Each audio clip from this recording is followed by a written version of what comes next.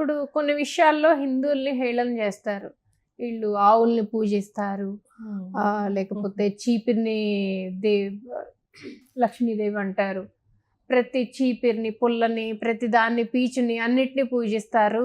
వీళ్ళకి ప్రతిదీ దేవుడేనా అనే అవమానం కూడా జరుగుతుంది, ఇప్పటికీ జరుగుతుంది. నేచర్ విశ్వం విష్ణుర్వ షట్కారో అన్నాను. అలాగే మీరు అమ్మవారి నామాలు చూస్తే ఓం ప్రకృత్యే నమః, ఓం వికృత్యే నమః అని చదువుకుంటూ ఉంటారు. ప్రకృతి అమ్మవారు. అలాంటప్పుడు చీపురు ఎక్కడి నుంచి వచ్చింది? చెట్టు నుంచే కదా వచ్చింది. దాన్ని తొక్కితే పాపం అనుకుంటే తప్పే ఉంది? ఏమో ఎవరికి తెలుసు. సో ప్రతి దాంట్లోనూ భగవత్ తత్వం చూడడం అనేది, అలాగే ఏదైతే మనకి సహకరిస్తుందో దానికి గౌరవం ఇవ్వడం అనేది మన సనాతన ధర్మంలో ఉంది. అంటే ఒక నిజంగా చెప్పాలి అని అంటే ఒక చిన్న పిల్లల మనస్తత్వం అంటే కల్మషం లేని తత్వం అనేది ఇనుమడింపజేయగలిగేది కేవలం సనాతన ధర్మం అని ఖచ్చితంగా చెప్పుకోవచ్చు.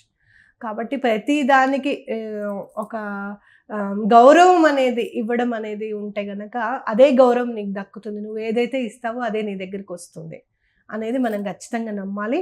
ఆ నమ్మకం ఎవరు ఇంపార్ట్ చేస్తారంటే సనాతన ధర్మం ఇంపార్ట్ చేస్తారు. హైందవులలో ఐకమత్యత తక్కువగా ఉంది అనేది మీరు నమ్ముతారా, నమ్మరా? డెఫినెట్గా ఐకమత్యం తక్కువగా ఉంది, డెఫినెట్గా. ఎందుకంటే మనం ఏదైనా పాటిస్తున్నాం అనుకోండి, అదేం దారి అసలు అది కరెక్ట్ కాదు అంటే ఆ దారి గురించి తెలియకుండానే విమర్శ అనేది వస్తూ ఉంటుంది మనలో అనమాట. అదొక్కటి తగ్గించుకోవాలి మనం. ఇప్పుడు నేను న్యూమరాలజీ చెప్తాను అనుకో, అసలు న్యూమరాలజీ ఏముందండి అసలు అని అంటే, న్యూమరాలజీ తెలిసిన వాళ్ళైతే మాట్లాడండి, తెలియని వాళ్ళైతే అదేంటో తెలుసుకోండి. అది లేదో ఉందనో ఇవన్నీ ఎందుకు? ప్రతి ఒక్కళ్ళని విమర్శించడం అనేది బాగా ఉంది మనలో. అంటే మనం ఎక్కువ మంది ఉన్నాం కాబట్టి అది ఎక్కువగా కనిపిస్తూ ఉంటుంది జోన్.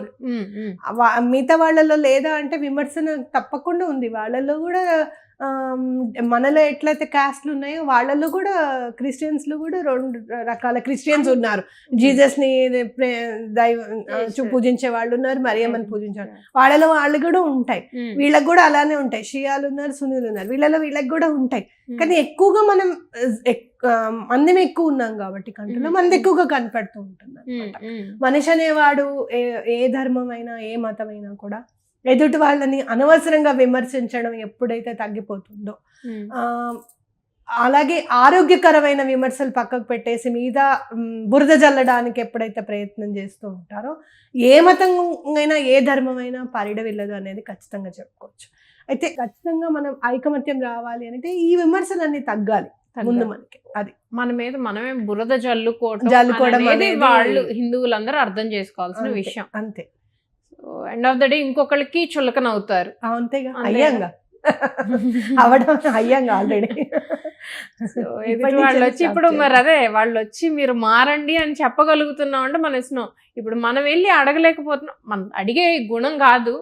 ఎప్పుడు హిందువుల్లో ఒకటి ఏంటంటే తెలుసు తెలియకుండా కొంచెం రాజసంగానే ఉంటారు. ఒకళ్ళని అడిగి కావాలంటే వాళ్ళకి అవసరమైంది ఇస్తారు, అది ఎవరైనా కూడా. కానీ అడగటం అనేది ఉండదు. అడగటం అనేది కాదు. ఇంకోటి మీరు గట్టిగా దాన్ని నేను నమ్మను. అడిగే వాళ్ళు ఉన్నారు, అడగని వాళ్ళు ఉన్నారు, అలా కాదు. ఏదైనా ఒకటి జరిగినప్పుడు వెంటనే రెస్పాండ్ అవ్వరు, మాట్లాడరు. గట్టిగా మాట్లాడాలి కదా. ఇప్పుడు ఇంత అన్యాయం జరిగిందే, ఈయనని ఇట్లా చేశారే, ఒక్కళ్ళన్నా గట్టిగా మాట్లాడిన వాళ్ళు ఎవరన్నా ఉన్నారా? టీవీ ఛానల్స్ చూపిస్తూనే ఉన్నాయి కానీ ఎవరు కూడా గట్టిగా ఎలా స్పందించారు అనేది నాకు అంత తీవ్రమైన స్పందన అయితే మాత్రం ఎవరి నుంచి కనిపించలేదేమో అని అనిపించింది. ఎవరికి వాళ్ళు ఏమైపోతుందంటే, ఇప్పుడు మనం బయటకు వస్తాం, మాట్లాడతాం. ఇప్పుడు నేను వచ్చి మాట్లాడతాను, అమ్మో నన్ను నా చుట్టుపక్కల ఉన్న ఫ్రెండ్స్ అంతా ఏమనుకుంటారో, నాకు తెలిసిన వాళ్ళు ఏమనుకుంటారో, అలా అది తగ్గాలి. సెక్యులరిజం ఈజ్ 2 వే అని చెప్పడానికే ఇన్ని సంవత్సరాలు పట్టింది మనకి, అవునా కాదా? అసలు చెప్పే నాయకుడు ఒకటి రావడానికే మనకి ఇన్ని సంవత్సరాలు పట్టింది. Hats off to Pawan Kalyan garu, నిజంగా చెప్పాలి అని. అవునా కాదా? సెక్యులరిజం ఈజ్ 2 వే అని అన్నప్పుడు ఏమిటి ఒక పొలిటీషియన్ అన్న మాటేనా నిజంగా అన్నారా అని చెప్పి వినడం జరిగింది అనమాట. అంటే అంత మాట అనడానికే మనకి ఇన్ని రోజులు పట్టింది, ఇన్ని సంవత్సరాలే పట్టింది.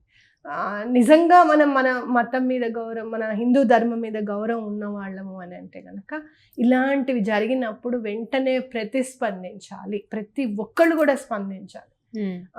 ఎందుకు ఇలా జరిగింది, ఇలా జరగడం శోచనీయం, మేమందరం ఉన్నాము ఆయన వెనక, ఊరుకునేది లేదు ఈసారి ఏదన్నా అని చెప్పి ప్రతి ఒక్కళ్ళు చెప్పాలి అనేది నా భావన. సో ఇప్పుడంటే మీ ఇలాంటి వాళ్ళు అందరూ వచ్చి మాట్లాడుతున్నారు, ఫ్యూచర్ జనరేషన్స్ ఎలా ఉంటుందో తెలియదు, ఉండాలనే కదా మరి. సో ఇప్పుడు ఉండాలి అంటే తల్లిదండ్రులు పిల్లల్ని ఎలా పెంచితే మన హిందూ ధర్మాన్ని కాపాడుకోవచ్చు అంటారు? నీకెందుకు, నీ చదువు నువ్వు చదువుకో అని అనకుండా ఉండాలి తల్లిదండ్రులు. ఏదైనా ముందు ఇప్పుడు మా అమ్మాయి ఉంది, మొన్న ఏదో మూవీ గురించి నేను చెప్పాలనుకుంటున్నాను అని చెప్పింది. చెప్పమ్మా అని నేను రికార్డ్ చేశాను. నువ్వేం చెప్పాలనుకుంటున్నావు చెప్పని నేను రికార్డ్ చేశాను.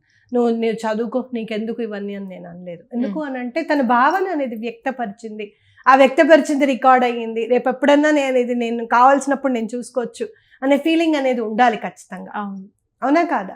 కాబట్టి అట్లా మనం పిల్లల్ని వాళ్ళ స్వేచ్ఛని స్వేచ్ఛని ఇది చేయకుండా ఉండాలి. అయ్యో అమ్మ ఏంటి అంత అర్చకులని అన్నారు అని అంటే, మన ఇంట్లో మన తాతగారిని అంటే మన పిల్లలు ఎట్లా ఫీల్ అవుతారో, ఇలా అన్నారట్రా అని చెప్పి మనం ప్రతి విషయాన్ని డిస్కస్ చేసుకోవాలి. ఏదైతే ఎట్లా పరిడవిల్లుతుంది సనాతన ధర్మము అని అంటే ఇలానే పరిడవిల్లుతుంది. మీ ఇంట్లోనే దీపం పెట్టేసి కొబ్బరికాయ కొట్టేసి ఆ కొబ్బరికాయ మీ నలుగురు ప్రసాదం తింటే కాదది.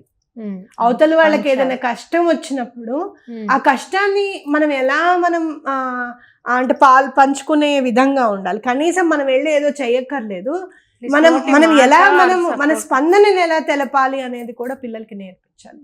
ఊరుకోరా నీకెందుకు అనేది మాత్రం తప్పు. అలాగే ఎంతవరకు స్పందించాలి, మనం సేఫ్ జోన్ లో ఉంటూ అవతల వాళ్ళని ఎట్లా రక్షించాలి, వాళ్ళకి కలిగిన కష్టాన్ని కానీ నష్టాన్ని కానీ మనం ఎలా చూడాలి, ఎలా వాళ్ళకి హెల్ప్ చేయగలగాలి, మనం సేఫ్ జోన్ తో ఉంటాం అనేది కూడా పిల్లలకు నేర్పించాలి. దీన్నే సోషల్ ఇంటెలిజెన్స్ అంట. ఎందుకంటే ఇవాళ చిన్న పిల్లలు రేపటి పౌరులు అవుతారు. ఇదే సోషల్ ఇంటెలిజెన్స్ అంటారు. ఇదే కావాలి మనకి.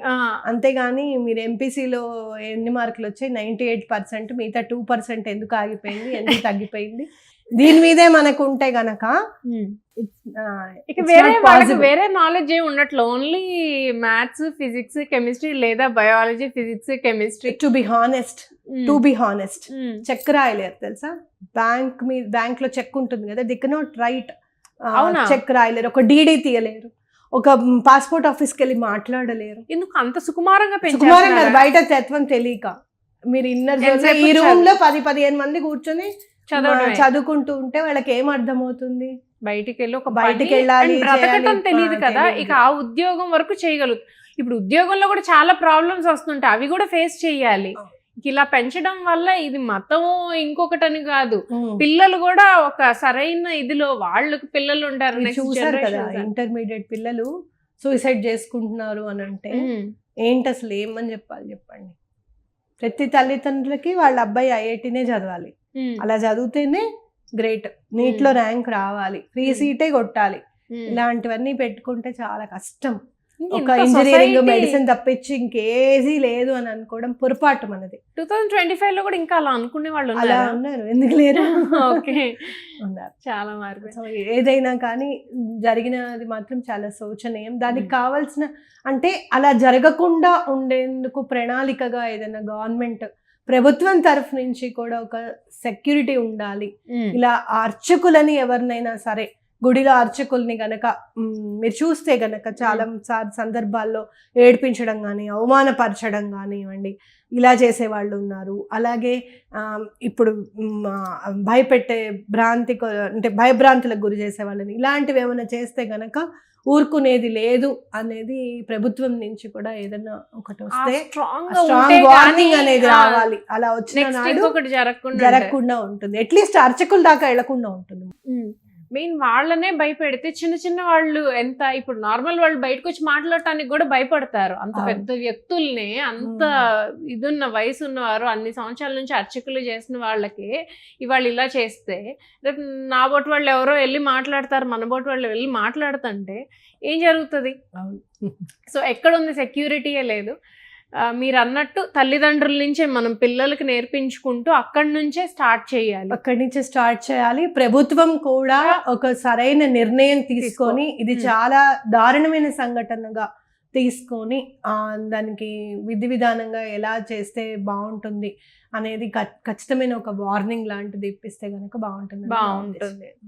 థ్యాంక్ యూ సో మచ్ అండి, చాలా బాగా చెప్పారు. అఫ్ కోర్స్ నేను కొద్దిగా విసిగించినా కూడా ఓర్పుగా అదే చెప్పారుగా, హిందూయిజం లో ఉన్నదే ఓర్పు అని. ఆ తెచ్చుకోవాల్సిందే ఓర్పు, ఉన్నది ఓర్పు కాదు, తెచ్చుకోవాల్సిందే ఓర్పు, పాటించాల్సిందే సంయమనం.